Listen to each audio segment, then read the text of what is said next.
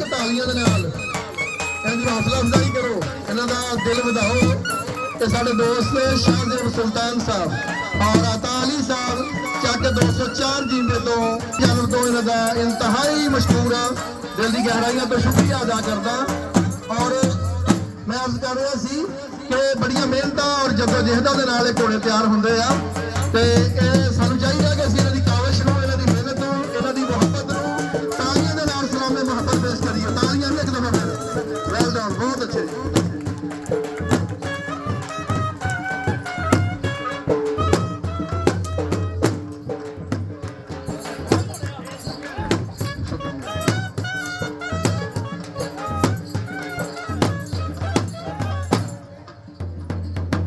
मोहतरम Noor Hasan Sahib deputy district education officer साडे camp च पहुंचे ने ते दोस्तों को गुजारिश है कि खड़े हो गए तालियां का इस्तेमाल करो, भरपूर तालियां।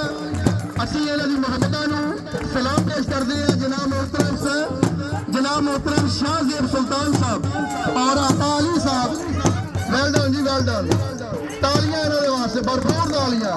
चक नंबर 204 जिम ते दो साडे कैंप च पहुंचे ने, भरपूर तालियां दे नाल इन्हां दी हौसला अफजाई करो। बड़ी मेहमान भी नीचे बैठ जाओ।